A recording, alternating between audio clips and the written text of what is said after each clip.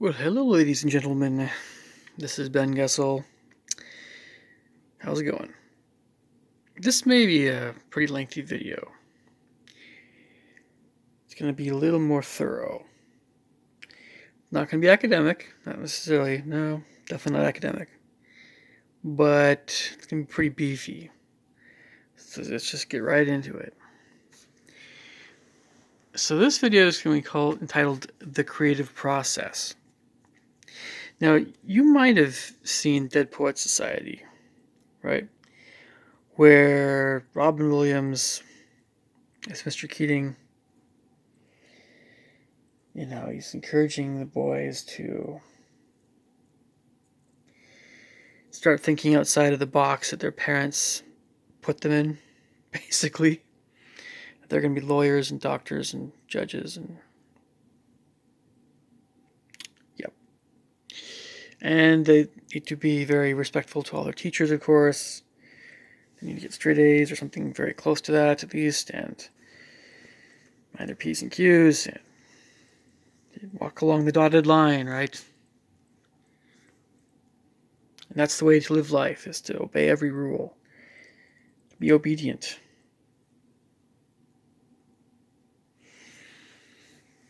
Well, there's the question, is that the way to live life? Or, more to the point, which rules, commandments, really do you need to live to be happy? But that's maybe another subject. I told you this is going to be deep. This is going to, creative process. But Mr. Keating was trying to, in some way, shape, or form, to get the boys to just be themselves. Because in order to be creative, you could be creative without being yourself. There are composers, artists, actors, every art you can think of. There are people that are very good. They're very good, or they're very much admired. People in the arts that are not really being themselves. Oh, they're not putting out stuff, whatever they work on, whatever they do. They're not creating things that reflect who they really are. Not really. Or just a little bit. You see glimmers in some things. There's a whole spectrum there. And so we're talking, is it just being a romantic? Right? Is it just being really emotional about everything you're doing? And is it just putting your heart into everything? Is that being creative? Or is it a bigger kind of thing? Is there more involved in that, or is it just that? And if you don't compose, you don't paint from the heart, you don't make it emotional, then it's something's wrong with you, right? Is that what you're saying, Ben? Well, what I am saying is that, every time you start something new, I don't care what it is, painting, drawing, whatever. Again, composition, music composition, photography, movies, stories, whatever it is that's creative. There is a train of thought. There's something that happens before you actually start working on it, and there's a train of thought while you're working on it. So that train of thought you can either be really, really aware of, right, to the point where, like when you're dreaming, you're aware that you're dreaming, and then often you wake up. Or you call it lucid dreaming if you don't wake up, because once I am aware of my dreaming, I tend to wake up because my brain, it's like you're going from a delta stage to a more alert stage, right? So that's what happens to me. I wish I could do lucid dreaming more. Yeah, but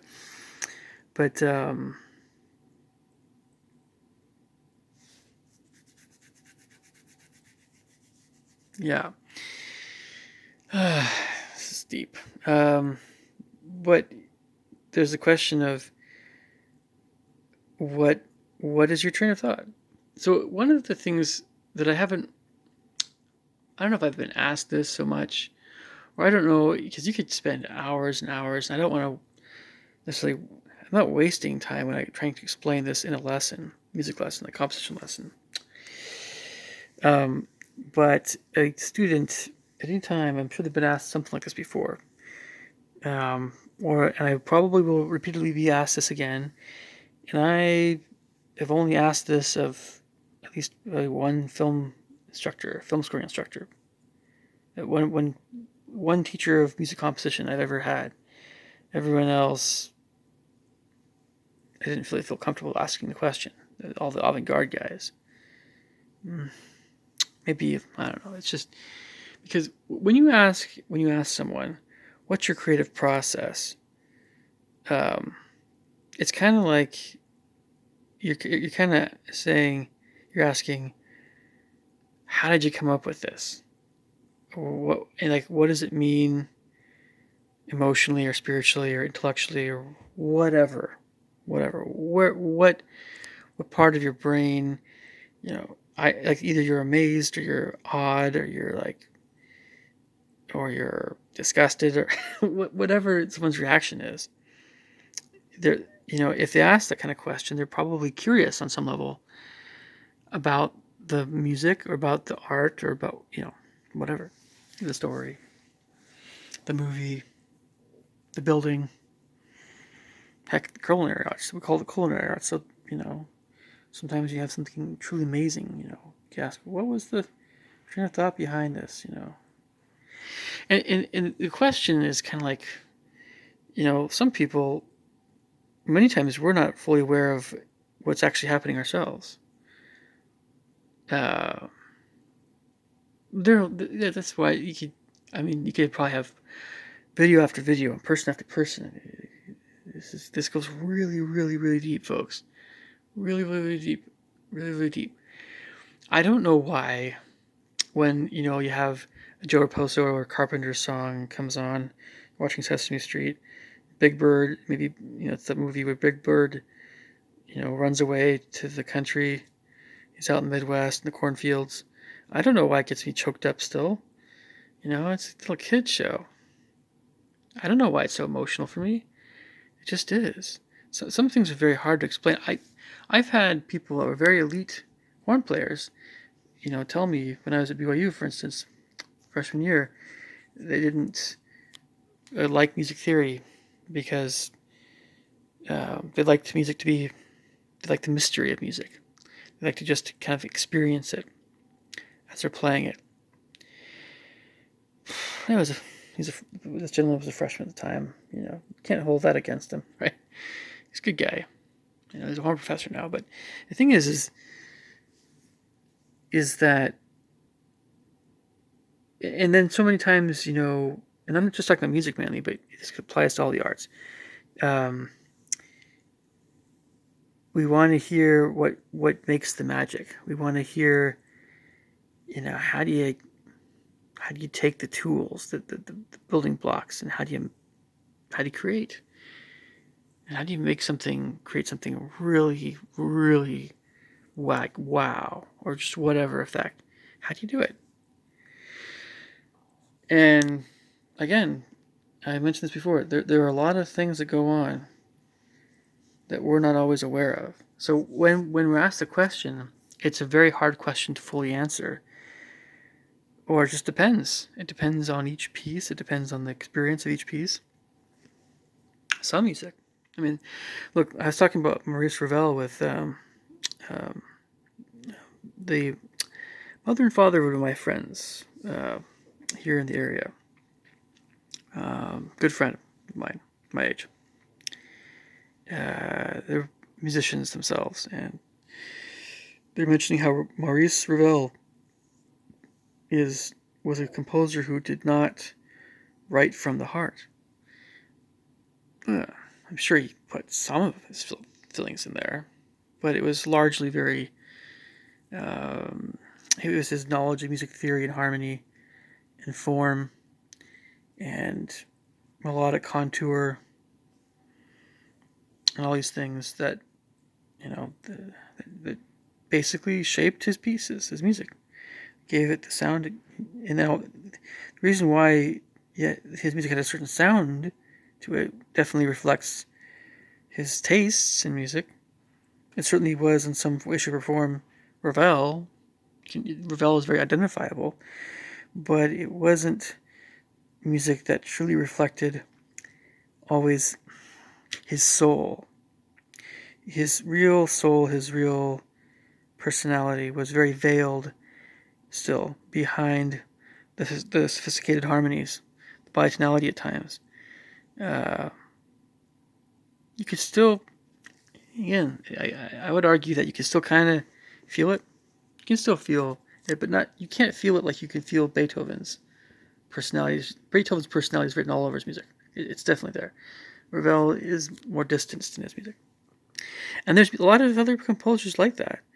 It's just that Ravel's music is so beautiful, so we think, oh, wow, yeah, sure, of course, he was a kind of a wow guy, especially how he dressed, and especially how he carried himself, at least in public. But he really did. I know he is kind of that Fred Astaire type guy, I guess, very dapper guy. But so we might wonder, what was Ravel's creative process? Well, again, he wrote music more based on what he knew and what his tastes were. But it wasn't always especially emotional. The harmonies themselves have a lot of emotional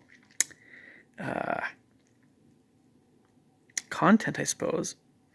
But the fact that it's so orderly, everything's neatly in its place. As Stravinsky was, he mentioned it in other words, right? He used other words to describe Ravel, but it wasn't like he was putting him down. It's just Stravinsky, yeah. And Stravinsky's right, the music of a Swiss clockmaker, right? It's very, very, very well constructed. Oh man. Well, okay. So again, I probably might have to make more than one video here, but so the creative process. Again, I like as you could probably guess, I have to mainly speak from my own experience because as much as I might try to understand the minds of other artists and musicians and creative writers and so on and so forth, and film directors, whatever. As much as we watch video after video of what these guys are like and kind of how they came up with their stuff, I have to still, it's me that I have to explain this creative process to help everyone understand this some way, shape, or form better. So as we know, everything that we experience in life, everything, we might not remember everything when we're little tykes, little babies, but not everything, but we pick up on things our entire lives. And so our brains are very, very... The first thing that we go to with the creative process has to do with our life experience. That's the first thing. So all the things that we've experienced up until the present, we think about it, remember it, and we might remember it with varying emotions, feelings, as these memories come back. And as we experience these emotions, we want to have a desire to relive them or not, or we want to help others to know what we experienced ourselves. We want others to understand us. We deeply want that, some of us more than others. Or not, you can have some antisocial folks, but this is, okay. So that desire to share our memories on some way, shape, or form via music or art, or whatever, and not memories, but also as we experience life, whatever we experience, something we really love, or anything that's really noteworthy, it sticks with us. We want to experience that again, or we want to have our own take on it, or we want to. It influences what we want to create in the future. So there's that. There's the aesthetic side. There's the visual side. There's many things that we experience that we want to, again, ourselves create. it could be completely different, but it might have some relation, some way, shape, or form with things that we've heard or seen before, or tasted, or whatever else. So, and then people we've known, again, all the emotional things, but people, colors and foods, and you just go down the whole list. We also have, various spiritual dimensions to what we can go to. And spiritual and emotional things are very hard to separate, always for me. But there's the idea that, for instance, that we were alive before we were born, existed as a spirit. And there's that idea that there's all the things that if we grow up in a religious background, that's definitely part of our life. We were very well aware of that. It might be for good or for better. Maybe we present that. Is our feelings about deity, is our feelings about, all that stuff, all that religion stuff. And then everything else, then there's all the things that we learn to improve our craft, right? So then when we start looking at things like, for instance, in music, harmony, and rhythms and stuff. All the elements of music, and then if you can do the same thing with art, and we looked at the elements, and we hopefully, as we're studying the arts, whatever it is, we are able to use our increased awareness of all the elements of what goes into art. We're able to use those elements to create. This is an intellectual side, or intellectual imaginative, rather than something that is purely from our own lives, our own souls, right? But when we combine the two, and we're also talking about people, talking about anything, romantic relationships, successful or unsuccessful, or loneliness, whatever it is, and so on and so forth. Everything we've experienced, and then I mentioned spiritual stuff. There are forces at work that are influencing us for good or for evil, and then we are not always aware of those forces, but they do play a part in some arts. It's often, like these things go, it's very much often conjecture regarding what actually is going on when those influences are influencing something, right? It's still very much conjecture, but we have our own thoughts on what are more godly pieces of music and what are more whatever darker. And so the creative process involves all that stuff, and it involves, okay, I have a melody, this music or whatever. I'm gonna start getting into melody here, to music. Whether you start with the melody or it's a certain harmonic progression that you really like and you fit a melody to it, usually it starts with the melody. It could be a repeating rhythm, but it often, everything starts with something. There's something you want to express. There's something you want to put out there. And once you know what it is, its little kernel, whatever it is, the little thing that is kind of the nucleus of what it is you want to do, and then you can start building everything else around that.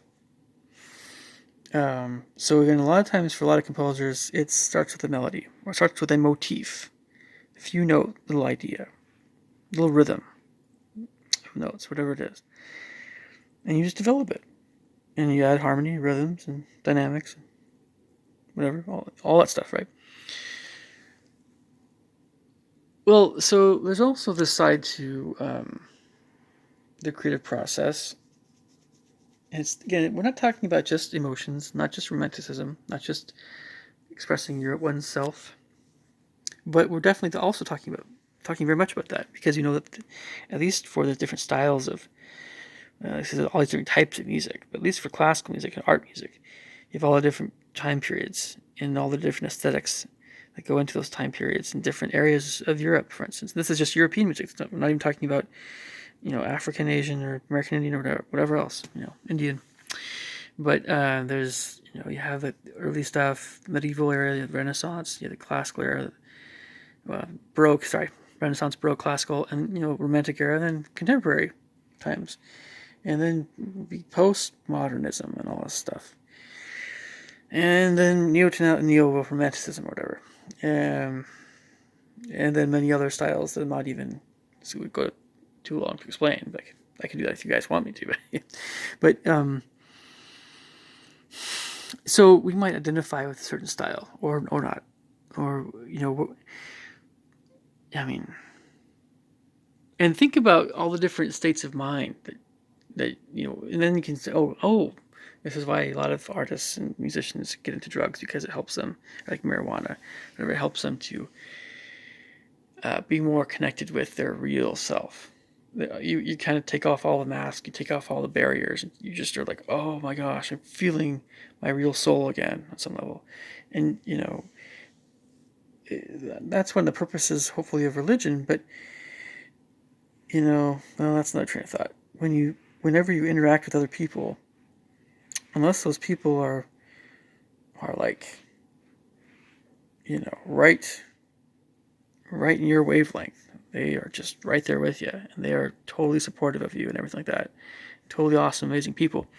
That judgmental thing, putting on airs, putting on faces.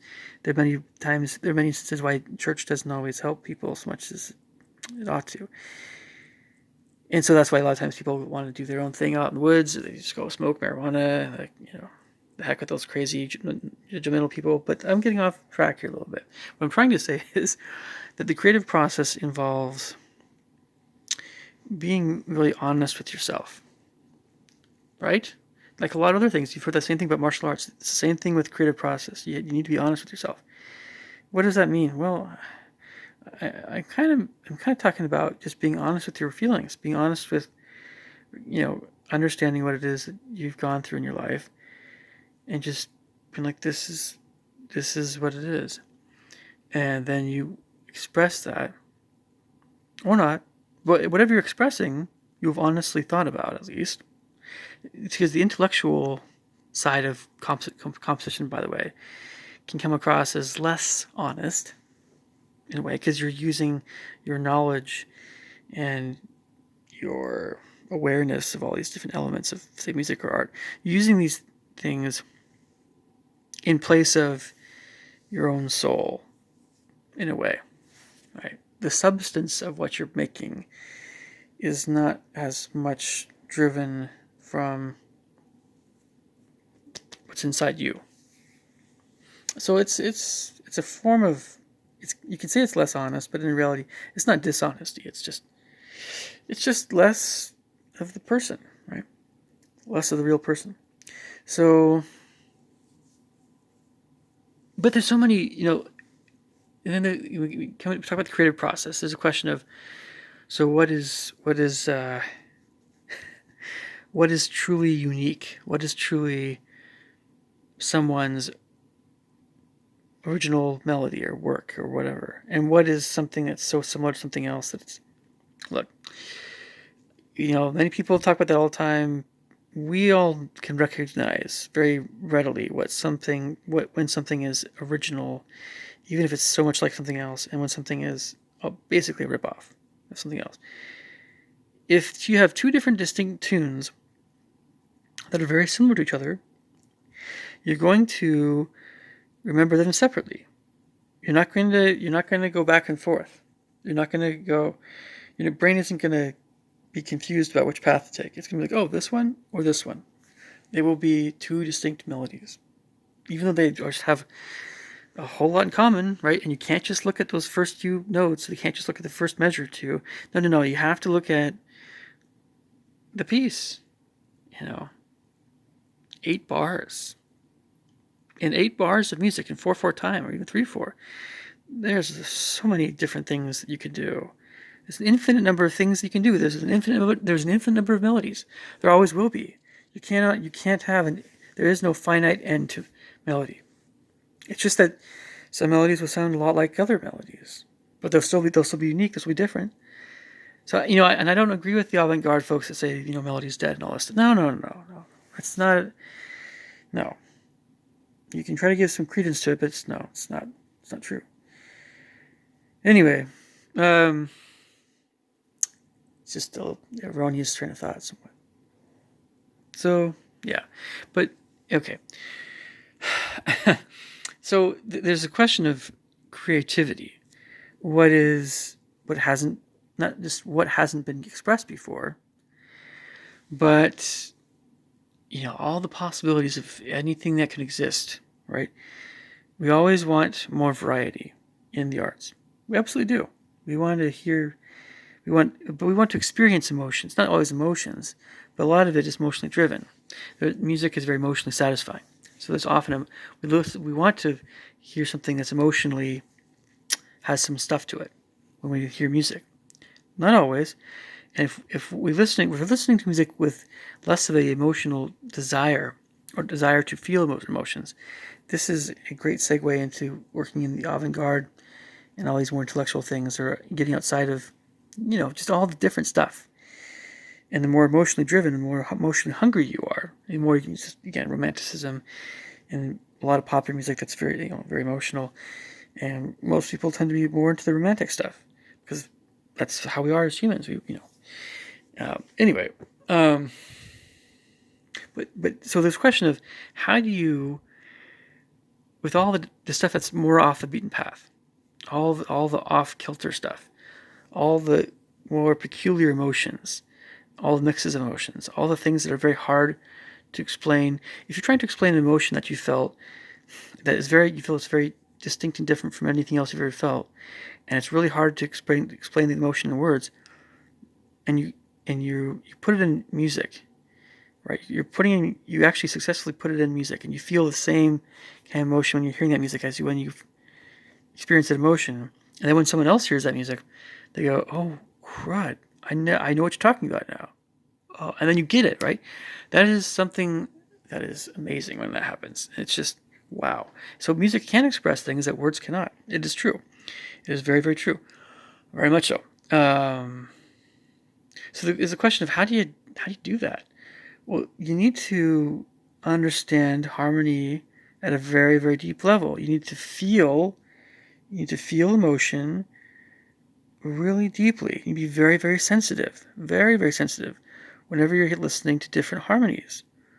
You need to pay attention to your emotions. With every single harmony you hear, you have to pay attention to your emotions. And melodic contour and everything else, and time signature, and rhythms, and different instrumentations, and all that stuff. The less the composer pays attention to their own feelings when they're hearing music and their own experiences, whatever, it's not going to help you. The more sensitive, the better. The less sensitive, it's going to be music that's more blockheaded. It's certainly not going to be as emotionally specific, right? You're just not going to get there. And you're not going to be as well, anyway. Everybody's a little different, right? But so that's how you do it. And if you were trying to go after a feeling of embarrassment mixed with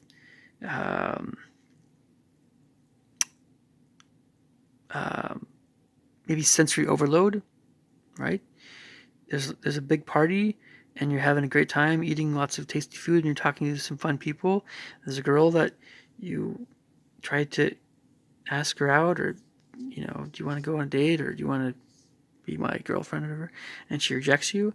How do you deal with that when you're around other people? That's embarrassment. Deeply and hurt and all that stuff. Sadness, profoundly sometimes so.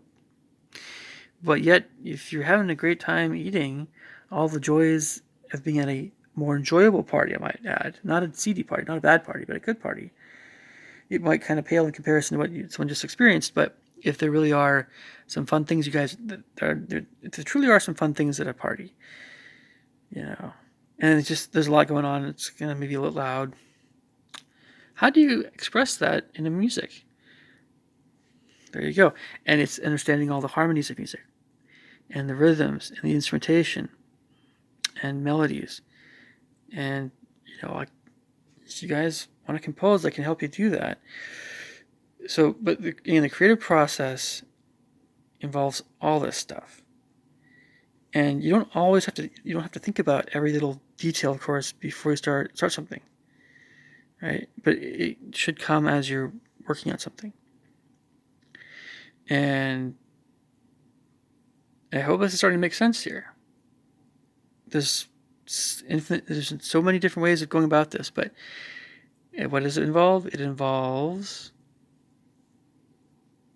being in a certain mindset. Whatever mindset you're in, or whatever thought process you're doing, whatever it is, it's a focus. To stick to it on some level, right? Until the piece is finished. If it's a really easy piece to write, probably didn't involve a lot of focus. People could like it, not. A lot of composers just say, "Oh, that was easy for you to write, wasn't it?" Yeah, it was. I still value it. I still think it's a beautiful piece, but it was easy. So they're not very impressed. But you might be impressed because you think it was a very beautiful melody. There you go. Another avant-garde jab. So you guys leave me thoughts and comments below. Catch you later. Take care. Bye.